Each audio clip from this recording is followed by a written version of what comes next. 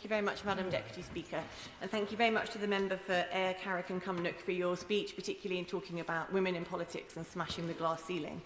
I think all the Maiden speeches today have been fantastic, but I would particularly mention that of the member for Stroud, because he talked about developing vaccines for cancer, which was rather poignant for me, because while I've been in the chamber today, I've learned a good friend of mine has actually died from bowel cancer, which she had for many years, and so I just want to pay tribute to her and her young family while I'm in the chamber. Yeah.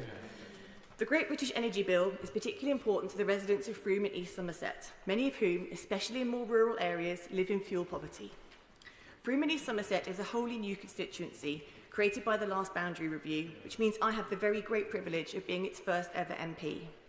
Frome has a reputation as a cultural and arts hub for the southwest, home to the Cheese and Grain, the Mark Bruce Dance Company, and the renowned Frome Independent Market. It also has the dubious honour, I'm told, of being the most mispronounced town in the UK. Given the number of mispronunciations of my own surname, Sabine, clearly my constituents were looking for someone who sympathises with their linguistics challenge. For the House's information, it's definitely Frome, not Frome. I don't think my constituents would mind me describing Frome as feisty. The town is free-spirited and forward-thinking, often pioneering new ways of doing things, whether it be having a proudly independent town council, starting the UK's first community fridge, or sharing best practice on social prescribing in GP surgeries. Frome is awash with local groups doing incredible work for the environment, like Friends of the River Frome and Frome Families of the Future, whom I've already had the pleasure of working with, and I look forward to championing their causes throughout my time in this place. Until July, Frome was represented by my honourable friend, the member for Glastonbury and Somerton, and I hope to be able to emulate her energy and enthusiasm in serving this very special place. The East Somerset half of my constituency comprises the settlements of Midsummer Norton, Radstock and Peasdown St John. These areas have a proud coal mining history dating back to the 1700s. They also share a fantastic sense of community, some wonderful local schools and plenty of walks and open countryside to enjoy. Midsummer Norton itself is also home to a section of the Somerset and Dorset Railway, with 1 mile of track running from Midsummer to Chilcompton. My late father was both an ardent Lib Dem and a massive steam train enthusiast, and I think he would have been delighted to see his new MP daughter being given a tour of the railway by the Trust's wonderful volunteers during its 150th birthday celebrations this summer. Until July, East Somerset was represented by Sir Jacob Rees-Mogg. I know from my time in the constituency the high regard in which he and his team were held by local people, particularly when it came to responding to and resolving casework. That commitment to supporting local residents, shown by both Sir Jacob and my honourable friend for Glastonbury and Somerton, is one I aim to emulate. Dotted throughout the constituency are a whole host of other villages, hamlets and communities, many with farming and rural traditions at their heart, and with a real sense of community spirit. If I've made it sound like my constituency comprises 3 distinct parts, then you should know that they're linked by many factors, such as a proud industrial heritage, sense of community spirit, and of course, a love of Somerset cider. Yeah.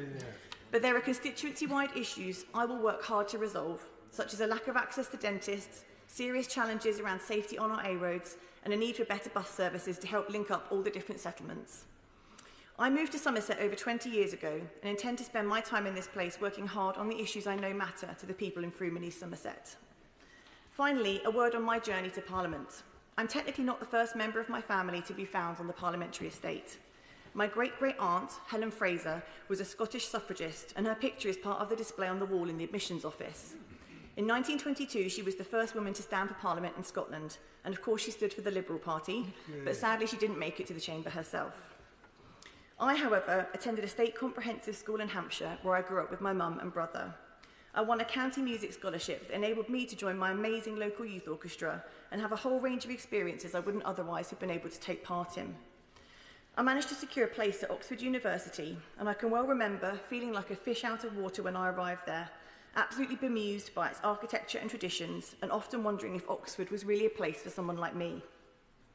Fast forward 26 years, and many of these emotions are welled up again as I wandered around the parliamentary estate and grapple with the intricacies of its systems and procedures.